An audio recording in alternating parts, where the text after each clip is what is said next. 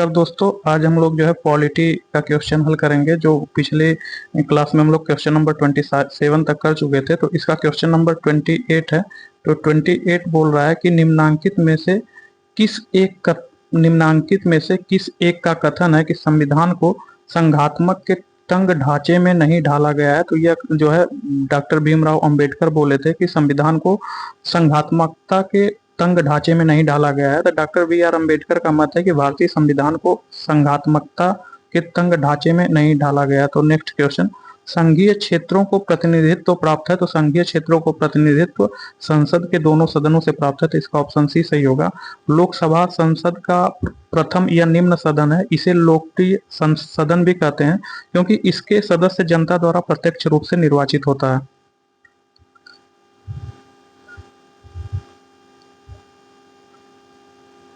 तो संघीय व्यवस्था में किस संस्था को संविधान का संतुलन चक्र माना जाता है? तो संघीय व्यवस्था में न्यायपालिका को संविधान का संतुलन चक्र माना जाता है। तो इसका ऑप्शन सी सही होगा। तो संघीय शासन उस शासन को कहते हैं जिसमें राज्य की शक्ति केंद्रीय सरकार और प्रांतीय सरकार के बीच बटी होती है। संघीय शासन की एक प्रमुख विशेषता उच्चतम न्यायालय का होना है। यह न्यायालय उन वाद विवादों का निर्णय करता है जो समय समय पर केंद्र व प्रांतीय सरकारों के बीच उत्पन्न होते हैं। उच्चतम न्यायालय उन कानूनों को भी अवैध घोषित कर सकता है जो व्यवस्थापिका द्वारा संविधान विरुद्ध बनाए गए हों। इस प्रकार उच्चतम न्यायालय संविधान के संरक्षक के रूप में कार्य करता है। ध्यातव्य है कि संघीय व्यवस्था में न्यायपालिका को संविधान का संतुलन चक्र माना जाता है। तो भारत की संघीय व्यवस्था किससे ली गई है? तो भारत की संघीय व्यवस्था जो है कनाडा से ली गई। तो इसका ऑप्शन बी सही है। भारत में संघीय व्यवस्था कनाडा के संविधान से लिया गया है। अमेरिका के संविधान से जो है न्यायिक पुनर्विलोकन, उपराष्ट्रपति का पद आदि, जबकि सोवियत संघ रूस के संविधान से मौलिक कर्तव्य लिया गया है। नीचे दिए गए वक्तव्य में देखना है कि कौन सा कथन सही है एवं कौन सा कथन गलत है। तो इसमें जो है क्वेश्चन नंबर 32 पूछ रहा है कि भारतीय राजनीतिक व्यवस्था की प्रकृति संघीय है। तो हाँ, भारतीय राज व्यवस्था की जो प्रकृति है वह संघीय है। तो कथन ए सही है। तथा जो है यह शक्ति के केंद्रीकरण पर आधारित है। तो जो भारतीय राजनीतिक व्यवस्था की प्रकृति संघीय है क्योंकि संघ की इकाइयों के मध्य शक्तियों का विभाजन किया गया। संविधान के 7वीं अनुसूची, जो संविधान का 7वीं अनुसूची है, उसमें जो है केंद्र सूची, राज्य सूची एवं समवर्ती सूची के विषयों का वर्णन किया गया है। भारतीय संविधान में विशेष परिस्थितियों में शक्ति केंद्रीकरण का प्रावधान किया गया है। तो यहाँ यह जो है कारण आर भी सही है। तो जो है कथन ए एवं आर दोनों सही है। आर ए की सही व्याख्या नहीं करता है। तो इसका ऑप्शन बी सही है। तो नेक्स्ट क्वेश्चन जो है केंद्र राज्य संबंध।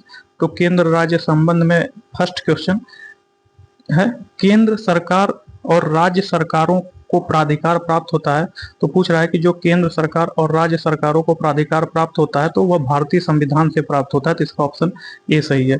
केंद्र सरकार और राज्य सरकार को संविधान से प्राधिकार प्राप्त होता है। भारत का संविधान अपने स्वरूप में संघीय तथा समस्त शक्तियां, जिसमें विधायी, कार्यपालक और वित्तीय, केंद्र और राज्यों के मध्य विभाजित है। संविधान के भाग 11वें के अध्याय 1 में अनुच्छेद 245 से 255 तक केंद्र राज्य विधायी संबंधों की चर्चा की गई है तथा भाग 11 के अध्याय 2 में अनुच्छेद 256 से 263 तक केंद्र व राज्य के बीच प्रशासनिक संबंधों की व्याख्या की गई है। भाग 12 में अनुच्छेद 268 से 281 तक केंद्र राज्य वित्तीय संबंधों की चर्चा की गई है। तो भारतीय संविधान का कौन सा भाग और अध्याय संघ और राज्यों के बीच जो है विधायी संबंध के बारे में बताता है? तो पूछ रहा है कि भारतीय संविधान का ऐसा कौन सा भाग है जो संघ और राज्यों के जो बीच है, जो संघ और राज्यों के बीच विधायी संबंध के बारे में बताता है? तो वह जो है भाग 11 का अध्याय 1। तो भाग 11 का अध्याय 1 जो है संघ और राज्यों के बीच विधायी संबंध के बारे में बताता है। तो इसका ऑप्शन ए सही है। केंद्र और राज्यों के बीच वैधानिक शक्तियों का बंटवारा दिया हुआ है। तो जो केंद्र और राज्यों के बीच वैधानिक शक्तियों का बंटवारा किस अनुसूची में दिया गया है? तो वह जो है 7वीं अनुसूची में दिया गया है। तो इसका ऑप्शन सी सही है। तो केंद्र और राज्यों के बीच वैधानिक शक्तियों का बंटवारा 7वीं अनुसूची के अंतर्गत दिया गया है।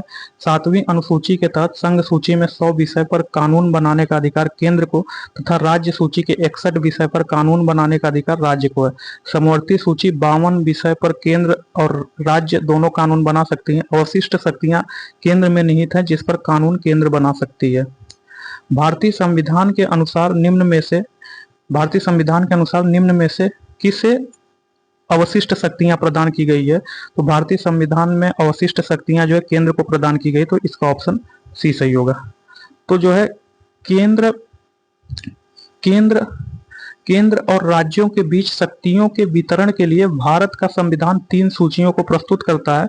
निम्नलिखित अनुच्छेदों में कौन से 2 अनुच्छेद शक्तियों के वितरण को विनियमित करते हैं? तो पूछ रहा है कि केंद्र और राज्यों के मध्य जो शक्तियां हैं, केंद्र और राज्यों के बीच शक्तियों के वितरण के लिए भारत का संविधान 3 सूचियों को प्रस्तुत करता है।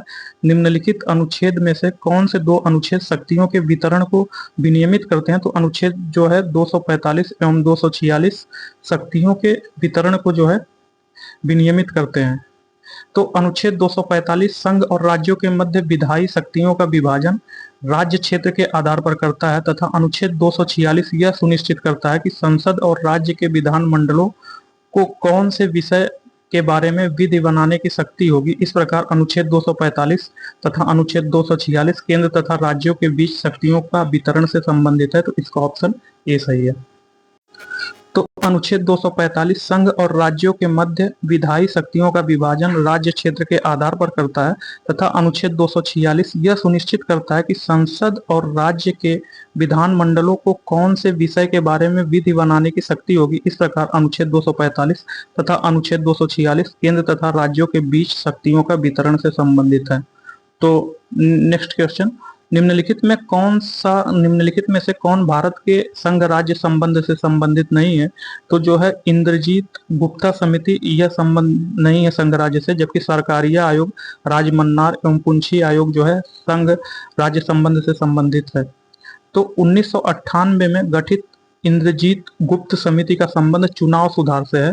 केंद्र राज्य संबंधों पर विचार करने के लिए समय समय पर विभिन्न आयोगों समितियों का गठन किया गया, जो इस प्रकार है। तो जो शीतलवाड़ समिति है यह प्रशासनिक सुधार आयोग से संबंधित है, जो 1966 से 69 में आई थी।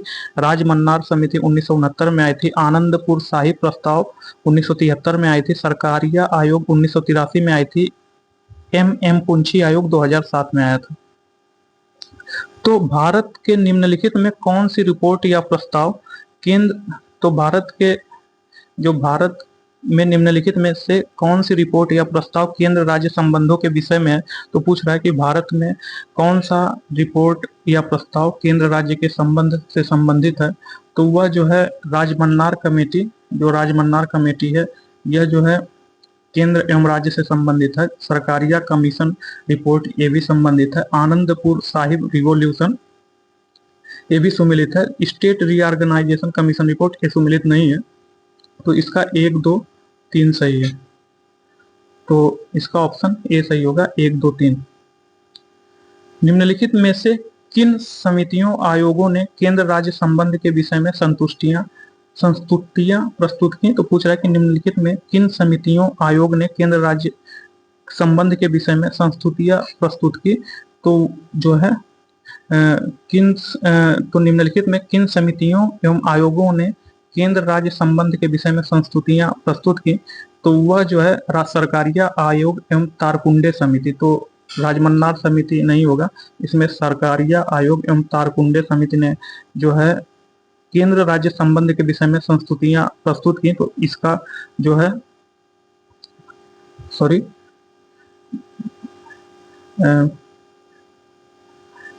निम्नलिखित में किन समितियों आयोग ने केंद्र राज्य संबंध के विषय में संस्तुतियां प्रस्तुत की? तो वह जो है राजमन्नार समिति एवं सरकारिया आयोग, तारकुंडे समिति ने नहीं की थी। तो इसका कथन 1 और 2 दोनों सही है। तो इसका ऑप्शन बी सही होगा। निम्नलिखित में किसका संबंध केंद्र राज्य संबंध से है? तो जो है राजमन्नार समिति जो है उसका संबंध केंद्र राज्य संबंध से है। तो राजमन्नार समिति का संबंध केंद्र राज्य संबंध से है। निम्नलिखित में से कौन एक सरकारिया आयोग की संस्तुतियों में सम्मिलित नहीं है? तो पूछ रहा है कि निम्नलिखित में कौन एक सरकारी या आयोग के संस्तुतियों में सम्मिलित नहीं है। तो जो है सक्रिय राजनीतिज्ञों को राज्यपाल न नियुक्त किया जाए तो ये सम्मिलित है। राज्य सरकारों द्वारा दिए गए पैनल से राज्यपाल का चुनाव किया जाए, ये भी सम्मिलित है। अवकाश प्राप्त राज्यपालों को लाभ का पद ग्रहण करने से वर्जित किया जाए तो जो है यही संबंधित नहीं है। एवं जो है केंद्र में सत्तारूढ़ दल से संबंध रखने वाले को विपक्षी दल द्वारा शासित राज्य का राज्यपाल न नियुक्त किया जाए तो ये भी जो है सम्मिलित है। तो जो है ऑप्शन सी सम्मिलित नहीं है, तो इसका ऑप्शन सी सही होगा। तो केंद्र राज्य संबंधों का वास्तविक अध्ययन तथा पुनर्विलोकन करने की शक्ति 1983 में गठित सरकारिया आयोग ने राज्यपाल के संदर्भ में निम्न सिफारिशें प्रस्तुत की। पहला, राज्यपाल के रूप में नियुक्त किए जाने वाले व्यक्ति को जीवन के किसी क्षेत्र में अग्रगण्य होना चाहिए, उसे राज्य के बाहर का व्यक्ति होना चाहिए तथा उसकी राजनीति में सामान्यतः बड़ी भूमिका न रही हो, विशेषकर हाल के अतीत में। दूसरा, राज्यपाल के 5 वर्ष के कार्यकाल को बिना ठोस कारणों के अतिरिक्त बाधित नहीं किया जाना चाहिए। तीसरा, राज्यपाल की नियुक्ति पर मुख्यमंत्री की सलाह की व्यवस्था को संविधान में शामिल किया जाना चाहिए। चौथा, किसी ऐसे व्यक्ति को राज्य के राज्यपाल के रूप में नियुक्त नहीं किया जाना चाहिए जो कि केंद्र के सत्तारूढ़ दल का सदस्य हो, जिसमें शासन किसी अन्य दल के द्वारा चलाया जा रहा हो। तो भारत में केंद्र राज्य संबंध निर्भर करते हैं। तो पूछ रहा है कि भारत में जो है केंद्र राज्य संबंध किन बातों पर निर्भर करते हैं। तो जो भारत में केंद्र राज्य संबंध है वह जो है संवैधानिक प्रावधानों पर निर्भर करते हैं, परंपराओं तथा व्यवहारों पर निर्भर करते हैं, न्यायिक व्यवस्थाओं पर निर्भर करते हैं, बातचीत के लिए यंत्र विन्यास पर निर्भर करते हैं। तो सभी चारों सही होगा, इसका ऑप्शन डी होगा। तो भारत में केंद्र और राज्य संबंध संवैधानिक प्रावधानों पर, परंपराओं तथा व्यवहारों पर, न्यायिक व्याख्याओं पर तथा परस्पर बातचीत आदि पर निर्भर करते हैं। क्योंकि भारत जैसे देश में जहां भौगोलिक संरचना समान नहीं है, राज्यों की आवश्यकताएं अलग अलग हैं, इसी को ध्यान में रखकर केंद्र राज्यों के साथ अपना संबंध निर्धारित करता है। तो निम्नलिखित में कौन से कारक राज्यों पर केंद्र के बढ़ते हुए नियंत्रण के लिए उत्तरदायी होता है। तो पूछा है कि निम्नलिखित में कौन से कारक राज्यों पर केंद्र के बढ़ते हुए नियंत्रण के लिए उत्तरदायी होता है। तो वह जो है 1, 2, 3 राज्यों के शक्तिशाली नेतृत्व का अभाव, दृढ़ दलीय नुकसान तथा केंद्र पर राज्यों का वित्तीय निर्भरता था। 1, 2, 3 तीनों कथन सही है, तो इसका जो है ऑप्शन सी सही होगा। तो राज्यों पर केंद्र के बढ़ते हुए नियंत्रण के लिए निम्न कारक उत्तरदायी हैं। पहला, दृढ़ दलीय अनुशासन, केंद्र पर राज्यों के वित्तीय निर्भरता, राज्यों में शक्तिशाली नेतृत्व का अभाव एवं अवशिष्ट शक्तियां भी संघ को शक्तिशाली बनाती हैं। तो कथन ए एवं कारण आर दिया गया है, तो इसमें देखना है कौन सही है कौन सा गलत है। तो जो है केंद्र राज्य संबंधों पर पुनर्विचार की मांग बढ़ती रही है, तो ये सही है। राज्यों के पास विकास कार्यों के लिए पर्याप्त साधन नहीं है, ये भी सही है। तो आर ए की व्याख्या नहीं करता है, तो इसका जो है ऑप्शन बी सही होगा। ए और आर दोनों सही है, आर ए की व्याख्या नहीं करता है। सॉरी, इसका ए और आर दोनों सही है, आर ए की सही व्याख्या करता है। तो राज्य की सरकारें संघ राज्य संबंधों पर पुनर्विचार के लिए मांग करती आ रही, क्योंकि राज्यों का मानना है कि इनके पास विकास के साधन पर्याप्त मात्रा में उपलब्ध नहीं है। यद्यपि इस संबंध में भारत सरकार ने संघ राज्य संबंधों के अध्ययन के लिए विविध आयोगों का गठन कर चुकी है। तो संविधान के द्वारा केंद्र और राज्यों के बीच राजस्व का बंटवारा किया गया है अधिकतर। तो जो क्वेश्चन नंबर 14 बोल रहा है कि जो संविधान है, संविधान के द्वारा केंद्र और राज्यों के बीच राजस्व का बंटवारा किया गया है अधिकतर भारत सरकार के 1935 के अधिनियम के अनुसार। तो इसका ऑप्शन सी सही होगा।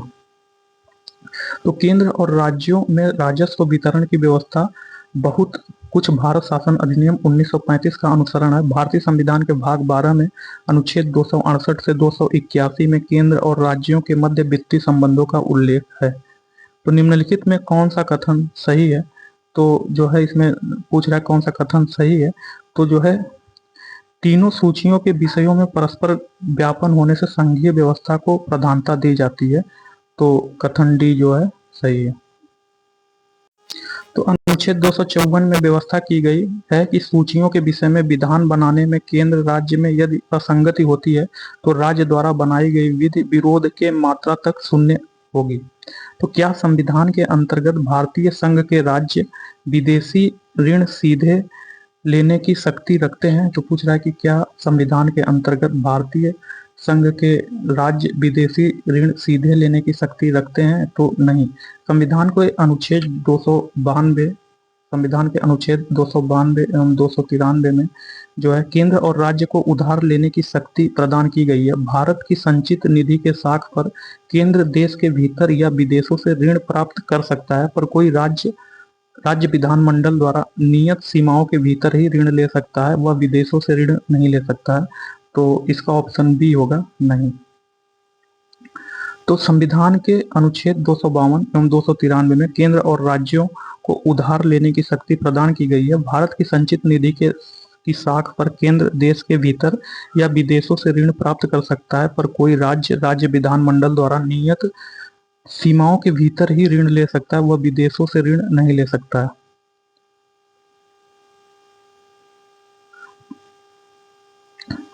क्वेश्चन नंबर 17, भारत में संघात्मक व्यवस्था में 3 सूचियों में शक्ति विभाजन लिया गया। तो पूछ रहा है कि जो भारत के संघात्मक व्यवस्था में 3 सूचियों में जो शक्ति का विभाजन है वह कहाँ से लिया गया है? तो वह जो है भारत शासन अधिनियम 1935 से लिया गया। तो इसका ऑप्शन डी सही है। तो भारत की संघात्मक व्यवस्था में 3 सूचियों में शक्ति विभाजन भारत शासन अधिनियम 1935 से लिया गया है। भारत शासन अधिनियम 1935 भारतीय संविधान का सबसे महत्वपूर्ण स्रोत है। भारतीय संघात्मक व्यवस्था में तृतीय तल कब जोड़ा गया? तो भारतीय संघात्मक व्यवस्था में जो तृतीय तल जो है वह जो है 1992 में जोड़ा गया। तो भारतीय संघवाद व्यवस्था में पंचायत एवं नगर पंचायत 73वां संविधान संशोधन द्वारा 1992 में जोड़ा गया। 1992 में हुए इस संशोधन को तृतीय तल के नाम से जानते हैं। तो इसका ऑप्शन सी सही होगा। तो भारतीय संघवाद व्यवस्था में पंचायत एवं नगर पंचायत 73वां संविधान संशोधन द्वारा 1992 में जोड़ा गया। 1992 में हुए इस संशोधन को तृतीय तल के नाम से संबोधित किया गया है। तो नेक्स्ट चैप्टर नंबर 14, अंतरराज्यीय संबंध, इंटर स्टेट रिलेशन। तो अंतरराज्यीय संबंध का क्वेश्चन नंबर 1 देखते हैं। तो निम्नलिखित में कौन सा भारत के उत्तरी क्षेत्रीय परिषद का सदस्य नहीं है? तो पूछ रहा है कि निम्नलिखित में कौन सा भारत के उत्तरी क्षेत्रीय परिषद का सदस्य नहीं है? तो केंद्र तथा सभी राज्य एक साथ मिलकर कार्य करने की संस्कृति को विकसित करने के उद्देश्य से राज्य पुनर्गठन अधिनियम 1956 के अंतर्गत राष्ट्रपति द्वारा 5 क्षेत्रीय जो परिषद है उसमें गठन किया गया। पहला उत्तरी क्षेत्रीय परिषद, जिसमें हरियाणा, दिल्ली, पंजाब, राजस्थान, हिमाचल प्रदेश, चंडीगढ़, जम्मू कश्मीर तथा लद्दाख शामिल है, जिसका मुख्यालय दिल्ली है। तो इसमें जो है उत्तर प्रदेश जो है उत्तरी क्षेत्रीय परिषद का सदस्य नहीं है। तो इसका ऑप्शन ए सही होगा। तो केंद्र तथा सभी राज्य एक साथ मिलकर कार्य करने की संस्कृति को विकसित करने के उद्देश्य से राज्य पुनर्गठन अधिनियम 1956 के अंतर्गत राष्ट्रपति द्वारा 5 क्षेत्रीय परिषदों का गठन किया गया, जो इस प्रकार है। पहला उत्तर क्षेत्रीय परिषद, जिसमें हरियाणा, दिल्ली, पंजाब, राजस्थान, हिमाचल प्रदेश, चंडीगढ़, जम्मू कश्मीर एवं लद्दाख शामिल है, जिसका मुख्यालय नई दिल्ली है। मध्य क्षेत्रीय परिषद, जिसमें छत्तीसगढ़, उत्तराखंड, उत्तर प्रदेश, मध्य प्रदेश मुख्यालय, जिसका प्रयागराज है। पूर्वी क्षेत्रीय परिषद में जो है बिहार, झारखंड, उड़ीसा तथा पश्चिम बंगाल, जिसका मुख्यालय कोलकाता है। पश्चिमी क्षेत्रीय परिषद में गुजरात, महाराष्ट्र, गोवा, दमन दीव और दादर नागर हवेली, जिसका मुख्यालय मुंबई है। दक्षिणी क्षेत्रीय परिषद में जो है आंध्र प्रदेश, तेलंगाना, कर्नाटक, केरल, तमिलनाडु व पुदुचेरी है, जिसका मुख्यालय चेन्नई है। उल्लेखनीय है कि पूर्वोत्तर राज्यों अर्थात असम, अरुणाचल प्रदेश, मणिपुर, त्रिपुरा, मिजोरम, मेघालय एवं नागालैंड को क्षेत्रीय परिषदों में शामिल नहीं किया गया है। उनके लिए पूर्वोत्तर परिषद अधिनियम 1971 के द्वारा पूर्वोत्तर परिषद का गठन किया गया है, तथा जिसमें सिक्किम को पूर्वोत्तर परिषद संशोधन अधिनियम 2002 के तहत शामिल किया गया, जिसका मुख्यालय शिलांग में है। तो नेक्स्ट क्वेश्चन पूछ रहा है कि उत्तर प्रदेश किस क्षेत्रीय परिषद का सदस्य है? तो उत्तर प्रदेश जो है मध्य क्षेत्रीय परिषद का सदस्य है। तो उत्तर प्रदेश मध्य क्षेत्रीय परिषद का सदस्य है। तो इसका ऑप्शन सी सही होगा, उत्तर प्रदेश मध्य क्षेत्रीय परिषद। भारत कि संघात्मक व्यवस्था में 3 सूचियों में शक्ति विभाजन लिया गया, तो यह शक्ति विभाजन कहाँ से लिया गया? तो यह शक्ति विभाजन भारत शासन अधिनियम 1935 से लिया गया, तो इसका ऑप्शन डी सही होगा। तो भारत की संघात्मक व्यवस्था में 3 सूचियों में शक्ति विभाजन भारत शासन अधिनियम 1935 से लिया गया। भारत शासन अधिनियम 1935 संविधान का सबसे महत्वपूर्ण स्रोत है। भारतीय संघात्मक व्यवस्था में तृतीय तल कब जोड़ा गया? तो भारतीय संघात्मक व्यवस्था में तृतीय तल 1992 में जोड़ा गया, तो इसका ऑप्शन सी सही होगा।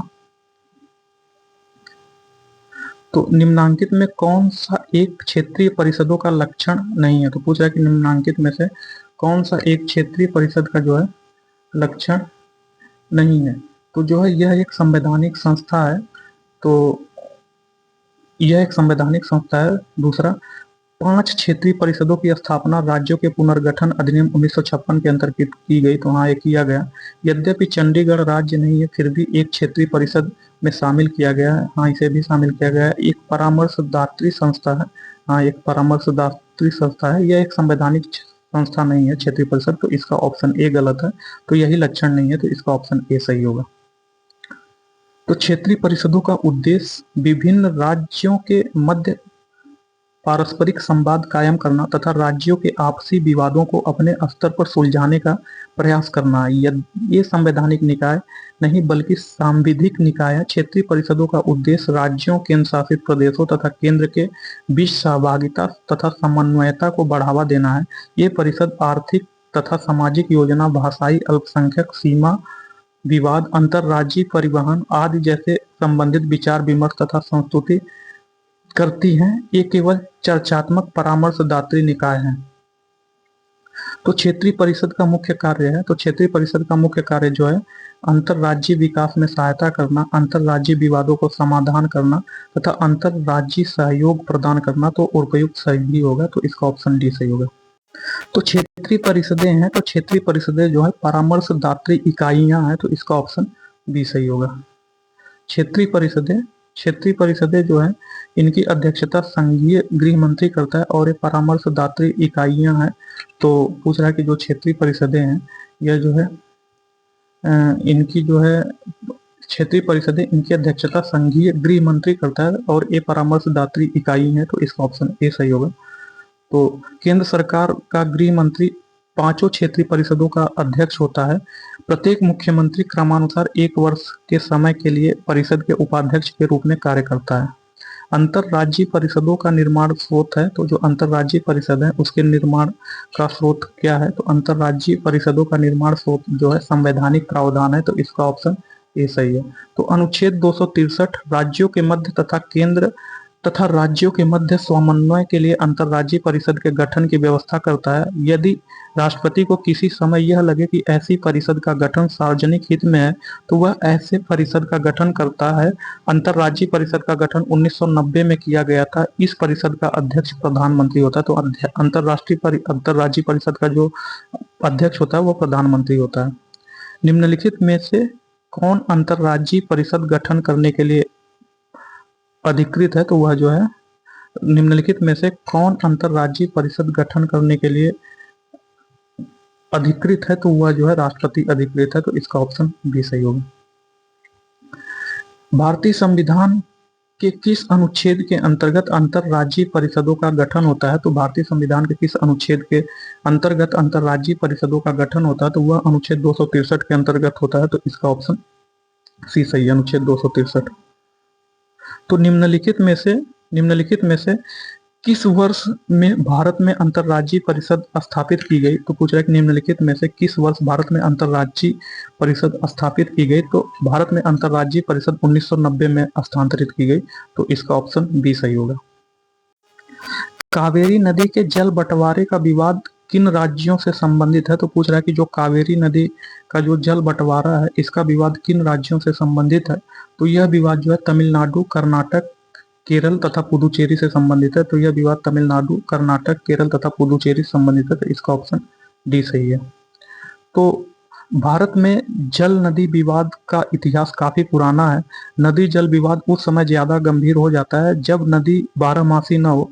प्रमुख प्रायद्वीपीय नदियों में से एक कावेरी नदी जिसका उद्गम कोडागु कर्नाटक है, इसका प्रवाह बेसिन केरल कर्नाटक, तमिलनाडु व पुडुचेरी तक विस्तारित है। सितंबर 2018 में सुप्रीम कोर्ट ने निर्णय दिया कि तमिलनाडु को 177.25 टीएमसी फीट पानी, कर्नाटक को 270 टीएमसी फीट पानी, केरल और पुडुचेरी को मिलाने वाली पानी में कोई बदलाव नहीं किया गया। इन्हें पहले की तरह क्रमशः 30 और 7 टीएमसी फीट पानी मिलेगा। तो अंतरराष्ट्रीय संधियों को भारत के किस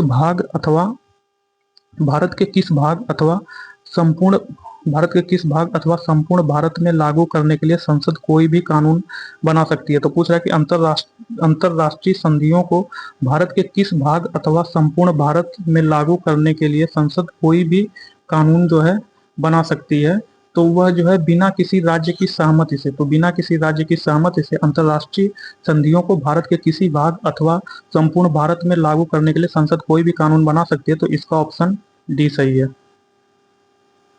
तो अनुच्छेद 253 के अधीन इस अध्याय के पूर्वगामी उपबंधों में किसी बात के होते हुए भी संसद को किसी अन्य देश या देशों के साथ की गई किसी संधि, करार या अभिसमय अथवा किसी अंतर्राष्ट्रीय सम्मेलन, संगम या अन्य निकाय में किए गए किसी विनिश्चय के कार्यान्वयन के लिए भारत के संपूर्ण राज्य क्षेत्र या उसके किसी भाग के लिए कोई विधि बनाने की शक्ति है। दूसरे शब्दों में अंतर्राष्ट्रीय बाध्यताओं को क्रियान्वित करने के लिए विधान बनाने में संसद के मार्ग में प्रसामान्य वितरण बाधा उत्पन्न नहीं करेगा, चाहे ऐसा विधान राज्य के विषय के संबंध में ही क्यों न हो। तो निम्नांकित में से किन्हें अंतरराज्यीय परिषदों का प्रमुख उद्देश्य कहा जा सकता है। तो निम्नांकित में से किन्हें अंतरराज्यीय जो है परिषद है उसका प्रमुख उद्देश्य कहा जा सकता है। तो वह जो है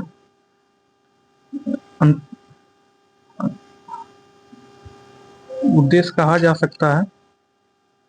तो अंतरराज्यीय विवादों की जांच करना और उन पर सलाह देना, तो ये सही है। केंद्र और राज्यों या एक से अधिक राज्यों के समान हितों के विषयों पर अन्वेषण एवं विचार विमर्श करना, बी भी सही है। राज्यों के मध्य समन्वय के विषयों पर संस्तुतियां करना, सी भी सही है। तो उपरोक्त सभी सही है। तो इसका ऑप्शन डी सही होगा। तो भारतीय संविधान के अनुच्छेद 263 में अंतरराज्यीय परिषदों का गठन का प्रावधान है। वर्ष 1988 में न्यायमूर्ति RS सरकारिया के अध्यक्षता में गठित आयोग की सिफारिश पर वर्ष 1990 में अंतरराज्यीय परिषदों का गठन किया गया। इसका उद्देश्य अंतरराज्यीय विवादों की जांच करना एवं उन पर सलाह देना, केंद्र तथा राज्यों या एक से अधिक राज्यों के समान हितों के विषय पर अन्वेषण करना। तो आपात उपबंध, इमरजेंसी प्रोविजंस। तो नेक्स्ट चैप्टर नंबर 15 जिसमें जो है आपात उपबंध, इमरजेंसी प्रोविजन है। तो इसका क्वेश्चन नंबर 1 हम लोग देखेंगे। तो आपात उपबंध में क्वेश्चन नंबर 1 देखेंगे। तो क्वेश्चन नंबर 1 बोलता है कि संघ का यह कर्तव्य होगा कि वह बाह्य आक्रमण एवं आंतरिक अशांति से प्रत्येक राज्य की सुरक्षा करेगा। तो पूछ रहा है कि कौन से अनुच्छेद में यह बताता है कि संघ का यह कर्तव्य होगा कि वह बाह्य आक्रमण एवं आंतरिक अशांति से प्रत्येक राज्य की सुरक्षा करेगा। तो ऐसा अनुच्छेद 355 में बताया गया। तो इसका ऑप्शन बी सही होगा। तो भारतीय संविधान के अनुच्छेद 355 के अनुसार संघ का यह कर्तव्य होगा कि वह बाह्य आक्रमण एवं आंतरिक अशांति से प्रत्येक राज्य की संरक्षा करे तथा प्रत्येक राज्य की सरकार का इस संविधान के उपबंधों के अनुसार चलाया जाना सुनिश्चित करे। तो राष्ट्रीय आपात के मध्य भारत के संविधान के अंतर्गत लोकसभा की 5 वर्ष की अवधि को एक बार बढ़ाया जा सकता है। तो पूछ रहा है कि जब राष्ट्रीय आपात लगता है तो भारत के संविधान के अंतर्गत लोकसभा की जो कार्यकाल है वह 5 वर्ष है। तो उसकी 5 वर्ष की अवधि को एक बार कितने वर्ष तक बढ़ाया जा सकता है। तो वह जो है केवल 1 वर्ष के लिए जो है एक बार बढ़ाया जा सकता है। तो इसका ऑप्शन बी सही होगा। तो अनुच्छेद 352 में निहित है युद्ध, बाह्य आक्रमण या सशस्त्र विद्रोह के कारण संपूर्ण भारत या इसके किसी हिस्से की सुरक्षा खतरे में हो, केंद्रीय मंत्रिमंडल के निर्णय को लिखित, तो जो यहाँ केंद्रीय मंत्रिमंडल का जो निर्णय होता है वह लिखित में देगा, वह लिखित में राष्ट्रपति को देगा। तो केंद्रीय मंत्रिमंडल के निर्णय को लिखित सूचना प्राप्त होने पर राष्ट्रपति राष्ट्रीय आपात की घोषणा कर सकता है। यदि राष्ट्रपति को ऐसा प्रतीत होता है कि भारत में या उसके राज्य क्षेत्र में वित्तीय संकट उत्पन्न होता है तो वह अनुच्छेद 360 के तहत वित्तीय आपात की घोषणा कर सकता है। तो वह जो है केंद्रीय मंत्रिमंडल के के संबंध में भारतीय संविधान के अंतर्गत लोकसभा की जो 5 वर्ष का कार्यकाल होता है उसे केवल 1 वर्ष के लिए बढ़ाया जा सकता है, तो इसका ऑप्शन बी सही होगा। तो अनुच्छेद 352 में निहित युद्ध, बाह्य आक्रमण या सशस्त्र विद्रोह के कारण संपूर्ण भारत या इसके किसी हिस्से की सुरक्षा खतरे में हो, केंद्रीय मंत्रिमंडल के निर्णय को लिखित सूचना प्राप्त होने पर राष्ट्रपति राष्ट्रीय आपात की घोषणा कर सकता है। यदि राष्ट्रपति को ऐसा प्रतीत होता है कि भारत में या उसके राज्य क्षेत्र में वित्तीय संकट उत्पन्न हो गया, तो वह अनुच्छेद 360 के तहत वित्तीय आपात की घोषणा करता है। इसके तहत लोकसभा की 5 वर्ष की अवधि को एक बार में 1 वर्ष के लिए बढ़ाया जा सकता है तथा संसद राज्य विधानसभा का कार्यकाल भी प्रत्येक बार 1 वर्ष के लिए बढ़ा सकती है। उपरोक्त दोनों विस्तार आपातकाल की समाप्ति के बाद अधिकतम 6 माह तक के लिए 6 माह के लिए ही लागू रहते हैं। तो भारत का राष्ट्रपति राष्ट्रीय आपात की घोषणा कर सकता है। यदि पूछ रहा है कि भारत का राष्ट्रपति राष्ट्रीय आपात की घोषणा कब करता है, तो बाहरी आक्रमण से, आंतरिक अशांति से, सशस्त्र विद्रोह से तथा सांप्रदायिक संघर्ष से। तो जो है भारत का राष्ट्रपति राष्ट्रीय आपात की घोषणा कर सकता है जो है, तो वह जो है बाहरी आक्रमण से एवं जो है सशस्त्र विद्रोह से। आंतरिक अशांति से जो है पहले था, लेकिन अभी जो है आंतरिक अशांति से नहीं कर सकता है। तो सांप्रदायिक संघर्ष से इससे भी नहीं कर सकता है। तो इसका कथन 1 एवं 3 सही होगा। तो इसका जो है ऑप्शन डी सही होगा, कथन 1 एवं 3। संविधान के अंतर्गत युद्ध या शांति की घोषणा की शक्ति निहित है। तो पूछ रहा है कि संविधान के अंतर्गत युद्ध या शांति की घोषणा की शक्ति निहित है, तो वह जो है राष्ट्रपति में निहित है। तो इसका ऑप्शन डी सही होगा। आपातकाल में राज्य विधानसभा की अवधि बढ़ाई जा सकती है। तो आपातकाल में राज्य विधानसभा की अवधि संसद द्वारा बढ़ाई जा सकती है। तो इसका ऑप्शन डी सही होगा। स्वतंत्रता के बाद भारतवर्ष में अब तक कितनी बार वित्तीय आपात की घोषणा की गई है? तो स्वतंत्रता के बाद अब तक भारतवर्ष में जो वित्तीय आपात की घोषणा कभी भी नहीं की गई है। तो इसका ऑप्शन डी सही होगा। तो भारतीय संविधान के जो अनुच्छेद 360 है, अनुच्छेद 360 में जो है वित्तीय आपात की बात कही गई है। भारत में अभी तक वित्तीय आपात की घोषणा नहीं की गई है। तो इसका ऑप्शन डी सही होगा। संविधान के किस अनुच्छेद या धारा के तहत वित्तीय आपात लागू किया जा सकता है? तो वह अनुच्छेद 360 के तहत। तो इसका ऑप्शन जो है ये सही है। तो भारतीय संविधान के निम्नलिखित में से किस अनुच्छेद का व्यवहार में क्रियान्वयन कभी नहीं हुआ है? तो पूछ रहा है कि भारतीय संविधान के निम्नलिखित में से किस अनुच्छेद का व्यवहार में क्रियान्वयन, मतलब उसे कभी नहीं लागू किया गया। तो वह जो है अनुच्छेद 360 वित्तीय आपात आज तक भारत में कभी भी नहीं लागू किया गया। तो इसका ऑप्शन बी सही होगा। तो संविधान के किस अनुच्छेद के अंतर्गत वित्तीय आपात की व्यवस्था की गई है? तो अनुच्छेद 360 के तहत वित्तीय आपात की व्यवस्था की गई है। भारतीय संविधान के निम्नलिखित में से किस अनुच्छेद के अंतर्गत राज्यों में राष्ट्रपति शासन लगाया जा सकता है? तो पूछ रहा है कि ऐसा कौन सा अनुच्छेद है जिसके तहत राज्यों में राष्ट्रपति शासन लगाया जा सकता है। तो भारतीय संविधान के अनुच्छेद 356, तो अनुच्छेद जो 356 है, इसके अंतर्गत राज्यों में संवैधानिक तंत्र की विफलता पर राष्ट्रपति शासन लगाया जा सकता है। भारतीय संविधान के अनुच्छेद 356 के अंतर्गत राष्ट्रपति शासन सर्वप्रथम Patiala east Punjab states union PEPSU में लगाया गया। तो सर्वप्रथम जो है राज्य पे राष्ट्रीय आपात जो है पेप्सू में लगाया गया। तो इसका ऑप्शन डी होगा अनुच्छेद 356 के तहत। तो भारतीय संविधान के अनुच्छेद 356 के अंतर्गत राज्यों में संवैधानिक तंत्र की विफलता पर राष्ट्रपति शासन लगाया जा सकता है। भारतीय संविधान के अनुच्छेद 356 के अंतर्गत राष्ट्रपति शासन सर्वप्रथम पटियाला एवं ईस्ट पंजाब स्टेट यूनियन, जिसे पेप्सू कहते हैं, जिसका फुल फॉर्म है पी से पटियाला, ई से ईस्ट, पी से पंजाब, एस से स्टेट्स, यू से यूनियन। तो निम्नांकित में से संविधान के किस अनुच्छेद के अंतर्गत भारत के राष्ट्रपति द्वारा राष्ट्रीय आपात की घोषणा की जा सकती है? तो पूछ रहा है कि निम्नलिखित में ऐसा कौन सा अनुच्छेद है जिसके तहत भारत के राष्ट्रपति द्वारा राष्ट्रीय आपात की घोषणा की जा सकती है? तो इसका अनुच्छेद 352 होगा। तो इसका ऑप्शन ए सही होगा।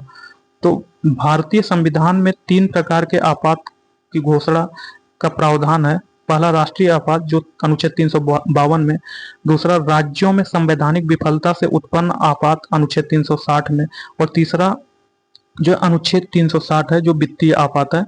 अनुच्छेद 352 के तहत राष्ट्रीय आपात को 1 माह में संसद का अनुमोदन मिलना अनिवार्य है, नहीं तो वह स्वतः 1 माह पश्चात समाप्त हो जाएगी।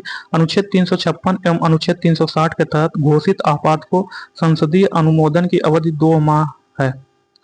तो राष्ट्रीय आपात की उद्घोषणा निम्न आधारों पर की जा सकती है। तो राष्ट्रीय आपात की जो उद्घोषणा है किन आधारों पर की जा सकती है, तो वह जो है बाह्य आक्रमण, आंतरिक अशांति, युद्ध एवं सशस्त्र विद्रोह। तो जो है बाह्य आक्रमण पर जो है राष्ट्रीय आपात की घोषणा की जा सकती है। आंतरिक अशांति पे नहीं की जा सकती, पहले की जा सकती थी, बट 1976 में जो 44वां संविधान संशोधन हुआ उसके तहत आंतरिक अशांति पर अब नहीं किया जा सकता, बल्कि सशस्त्र विद्रोह पर आपातकाल लगाया जा सकता है एवं युद्ध पर। तो 1, 3, 4 सही होगा। तो 1, 3, 4 इसका ऑप्शन बी सही होगा। तो भारतीय संविधान के अंतर्गत कितने प्रकार का आपातकाल है? तो भारतीय संविधान के अंतर्गत 3 प्रकार का आपात है। अनुच्छेद 352, अनुच्छेद 356 एवं अनुच्छेद 360। तो इसका ऑप्शन सी सही होगा, 3 प्रकार के आपात है। निम्नलिखित में किन परिस्थितियों में राष्ट्रीय आपात की उद्घोषणा की जा सकती है? तो जो है बाह्य आक्रमण एवं सशस्त्र विद्रोह एवं वित्तीय संकट। तो 1, 2, 4। तो इसका ऑप्शन डी सही होगा, 1, 2, 4। संसद द्वारा संकट काल इमरजेंसी की घोषणा का अनुमोदन कितनी अवधि के अंतराल में होना आवश्यक है? तो पूछ रहा है कि संसद द्वारा संकट काल इमरजेंसी की घोषणा का अनुमोदन कितनी अवधि के अंतराल में होना आवश्यक है? तो वह जो है 1 माह। तो इसका ऑप्शन बी सही होगा। आपातकाल की घोषणा के स्वीकृत हेतु संसद के समक्ष रखा जाना आवश्यक है, तो वह 1 माह के अंदर। तो 1 माह के अंदर आपातकाल की घोषणा को स्वीकृत हेतु संसद के समक्ष रखा जाना आवश्यक है। तो राष्ट्रपति शासन अधिकतम लगाया जा सकता है। तो राष्ट्रपति शासन अधिकतम 3 वर्ष तक लगाया जा सकता है। तो राष्ट्रपति शासन की अधिकतम जो अवधि वर्ष है वह 3 वर्ष होती है। 44वां संविधान संशोधन जो 1978 आया था, 44वां संविधान अधिनियम 1978 द्वारा अनुच्छेद 356 में खंड 5 प्रतिस्थापित कर वह विधि बना दी गई है कि अनुच्छेद 356 के अधीन की गई उद्घोषणा की अवधि को 1 वर्ष के लिए परिसीमित कर दिया गया। इसका अपवाद तभी हो सकता है जब अनुच्छेद 352 के अधीन आपात की उद्घोषणा प्रवृत्त हो और निर्वाचन आयोग यह प्रमाणित करे कि तुरंत निर्वाचन कराना असंभव है। ऐसी स्थिति में संसद के दोनों सदनों द्वारा उसके बने रहने के लिए उत्तरोत्तर संकल्प पारित कर यह अवधि 3 वर्ष तक बढ़ाई जा सकती है। तो भारत में राष्ट्रीय आपातकाल की घोषणा करने का आधार निम्नलिखित में कौन नहीं है? तो भारत में राष्ट्रीय आपातकाल की घोषणा करने का आधार जो है युद्ध है, बाह्य आक्रमण है, सशस्त्र विद्रोह है, जबकि आंतरिक शांति का खतरा यह नहीं है। तो इसका ऑप्शन सी सही होगा। तो जो है 1978 में जो 44वां संविधान संशोधन अधिनियम द्वारा आंतरिक अशांति शब्द को हटाकर सशस्त्र विद्रोह शब्द से विस्थापित कर दिया गया, अतः अब आंतरिक गड़बड़ी के आधार पर जो है आपातकाल की घोषणा करना संभव नहीं है, जैसा कि 1975 में इंदिरा गांधी के नेतृत्व वाली कांग्रेस सरकार ने किया था। निम्नलिखित में से कौन एक भारतीय संविधान के अंतर्गत आपात की उद्घोषणा का आधार नहीं हो सकता है? तो जो है आंतरिक अशांति जो है यह नहीं हो सकता है, जबकि सशस्त्र विद्रोह जो 44वां संविधान संशोधन 1978 था उसी में जो है आंतरिक अशांति की जगह सशस्त्र विद्रोह आ गया। तो युद्ध एवं बाह्य आक्रमण एवं सशस्त्र विद्रोह के आधार पर आपातकाल की उद्घोषणा की जा सकती है। तो पूछ रहा है किसके द्वारा नहीं की जा सकती? तो आंतरिक अशांति के द्वारा नहीं की जा सकती। तो इसका ऑप्शन डी सही होगा। निम्नलिखित में कौन सा एक राष्ट्रीय आपातकाल की घोषणा के लिए पर्याप्त आधार नहीं माना जाता है? तो युद्ध माना जाता है, सशस्त्र विद्रोह माना जाता है, बाह्य आक्रमण माना जाता है, आंतरिक उपद्रव नहीं माना जाता। तो इसका ऑप्शन डी सही होगा। केंद्र में राष्ट्रपति शासन लागू किया जा सकता है। तो केंद्र में राष्ट्रपति शासन लागू किया जा सकता है बाह्य आपातकालीन स्थिति में, आंतरिक आपातकालीन स्थिति में, बाह्य एवं आंतरिक आपातकालीन स्थिति में, किसी भी समय पर नहीं। तो केंद्र में राष्ट्रपति शासन लागू किया जा सकता है। तो पूछ रहा है कि केंद्र में राष्ट्रपति शासन जो है कब लागू किया जा सकता है? तो केंद्र में जो राष्ट्रपति शासन जो है अनुच्छेद 356 के तहत राष्ट्रपति शासन का उपबंध संविधान में उल्लिखित है। राष्ट्रपति शासन राज्यों में लगाया जाता है, न कि संघ में। तो जो है राष्ट्रपति शासन जो है वह राज्यों में लगाया जाता है, न कि केंद्र में। तो यह जो है किसी में भी किसी भी समय पर नहीं, तो इसका ऑप्शन डी सही होगा। यह केंद्र पूछा तो ये क्वेश्चन गलत है, तो इसका ऑप्शन डी सही होगा। तो अनुच्छेद 356 के तहत राष्ट्रपति शासन का उपबंध संविधान में उल्लिखित है। राष्ट्रपति शासन राज्यों में लगाया जाता है, न कि संघ में। संघ में कतिपय परिस्थितियों, युद्ध या बाह्य आक्रमण या सशस्त्र विद्रोह में अनुच्छेद 352 के तहत आपातकाल लगाने का उपबंध संविधान में उल्लिखित है। तो निम्नलिखित में कौन सा एक अधिकार राष्ट्रीय आपातकाल तक में समाप्त या सीमित नहीं किया जा सकता है? तो पूछ रहा है कि निम्नलिखित में कौन सा ऐसा अधिकार है जो राष्ट्रीय आपातकाल तक में समाप्त या सीमित नहीं किया जा सकता है? तो व्यक्तिगत स्वतंत्रता या जीवन जीने का अधिकार। तो जो अनुच्छेद जो 20 एवं 21 है, वह जो व्यक्तिगत स्वतंत्रता एवं जीवन जीने का अधिकार, तथा अनुच्छेद जो 300 जब राष्ट्रीय आपात लगता है तो अनुच्छेद 300 तो जब राष्ट्रीय आपात लगता है तो अनुच्छेद 352 के तहत दो अनुच्छेद ऑटोमेटिक लग जाता है। एक जो है अनुच्छेद 359 एक्टिव हो जाता है, जो यह बोलता है कि राष्ट्रपति किसी भी जो है मूल अधिकार को रोक सकता है, किंतु अनुच्छेद 20 एवं 21 को छोड़ करके वह जो है किसी भी मूल अधिकार को किसी भी व्यक्ति के निरस्त कर सकता है। तथा अनुच्छेद जो 358 है, यह बोलता है कि राष्ट्रीय आपात लगते ही जो है आर्टिकल 19 जो है वाक एवं अभिव्यक्ति की स्वतंत्रता स्वतः निरस्त हो जाता है। तो जो है यह पूछ रहा है कि निम्नलिखित में कौन सा अधिकार राष्ट्रीय आपात काल तक में समाप्त या सीमित नहीं किया जा सकता है? तो वह जो है अनुच्छेद 20 एवं 21 है। तो इसका ऑप्शन जो है बी सही होगा, व्यक्तिगत स्वतंत्रता एवं जीवन जीने का अधिकार। तो इसका ऑप्शन बी सही होगा। तो व्यक्तिगत स्वतंत्रता तथा जीवन का अधिकार राष्ट्रीय आपात में समाप्त या सीमित नहीं किया जा सकता। अनुच्छेद 359 राष्ट्रपति को प्राधिकार देता है कि वह संविधान के भाग 3 के प्रत्याभूत सभी मूल अधिकारों के प्रवर्तन को आदेश द्वारा निलंबित कर दे, पर अनुच्छेद 20 एवं 21 के अधीन अपराधों के लिए दोष सिद्धि के संबंध में संरक्षण तथा प्राण एवं दैहिक स्वतंत्रता का संरक्षण से संबंधित अधिकार इसके अपवाद होंगे। तो राष्ट्रीय आपातकाल की घोषणा होने पर भारतीय संविधान के अंतर्गत तो राष्ट्रीय आपातकाल की जब घोषणा होगी तो भारतीय संविधान के अंतर्गत राष्ट्रीय आपातकाल के समय संसद को राज्य सूची में वर्णित विषयों पर कानून बनाने का अधिकार प्राप्त हो जाता है। यद्यपि किसी राज्य विधायिका को विधायी शक्तियों को निलंबित नहीं किया जा सकता, तो यह जो है संसद को विधायी शक्ति में कानून बनाने की शक्ति प्राप्त हो जाती है। तो इसका ऑप्शन सी सही होगा।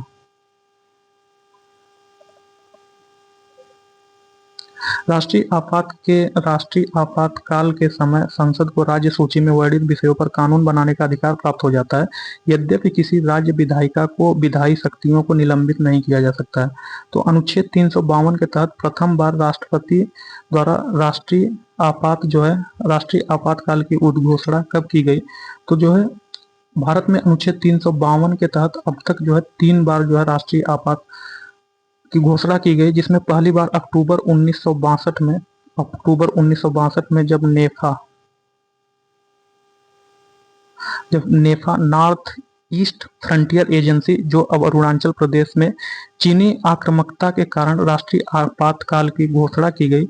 जबकि दूसरी बार पाकिस्तान के आक्रमण के फलस्वरूप जो है 1971 में की गई। 1971 में राष्ट्रीय आपातकाल की घोषणा की गई तथा तीसरी बार जो है 1975 में जब आंतरिक अशांति हुई तो आंतरिक अशांति के आधार पर घोषित किया गया। तो अब तक जो है 3 बार जो है राष्ट्रीय आपातकाल लगाया गया, तो 1962, 1971 एवं 1975। तो इसमें जो है 2 ऑप्शन सही है, तो ये क्वेश्चन गलत है। तो भारत में अनुच्छेद 352 के तहत अब तक 3 बार जो है अनुच्छेद 352 के तहत 3 बार राष्ट्रीय आपातकाल की घोषणा की गई। पहली बार अक्टूबर 1962 में जब नेफा नॉर्थ ईस्ट फ्रंटियर एजेंसी, जो अब अरुणाचल प्रदेश में चीनी आक्रामकता के कारण राष्ट्रीय आपातकाल की घोषणा की गई। दूसरी बार पाकिस्तान के आक्रमण के फलस्वरूप दिसंबर 1971 में राष्ट्रीय आपातकाल की घोषणा की गई तथा तीसरी बार जून 1975 में आंतरिक अशांति के आधार पर जो है घोषित किया गया। भारतीय संविधान के अनुच्छेद 356 के अंतर्गत राष्ट्रपति शासन कहाँ लागू किया गया? तो भारतीय संविधान के अनुच्छेद 356 के अंतर्गत राष्ट्रपति शासन सर्वप्रथम जो है पेप्सू में लागू किया गया। तो जो है 356 के अंतर्गत सर्वप्रथम पेप्सू में लागू किया गया। तो पेप्सू का जो फुल फॉर्म है वह जो है पटियाला तथा ईस्ट पंजाब स्टेट यूनियन है, यही जो है सर्वप्रथम 356 के अंतर्गत राष्ट्रीय आपात लागू किया गया, तो इसका ऑप्शन सी सही होगा। तो सर्वप्रथम अनुच्छेद 356 के आधार पर आपातकाल किस प्रांत में लगाया गया, तो वह जो है पेप्सू। तो पेप्सू का फुल फॉर्म जो है पटियाला तथा ईस्ट पंजाब स्टेट यूनियन है। बी.आर. अम्बेडकर के अनुसार भारतीय संविधान की कौन सी धारा डेड लेटर मृतप्राय रहनी थी, तो पूछ रहे हैं कि डॉक्टर भीमराव अंबेडकर के अनुसार जो है डॉक्टर बी.आर. अम्बेडकर के अनुसार भारतीय संविधान की कौन सी धारा डेड लेटर मृतप्राय रहनी थी, तो वह जो है अनुच्छेद 356।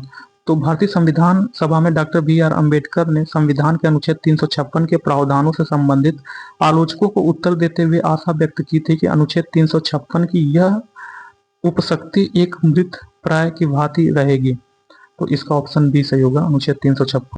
तो नेक्स्ट चैप्टर जो है संसद पार्लियामेंट जो है संरचना एवं कार्य प्रणाली दिया गया है, तो इसको जो है संसद पार्लियामेंट की संरचना एवं कार्य प्रणाली, तो इसको जो है नेक्स्ट क्लास में देखेंगे। Okay, thank you.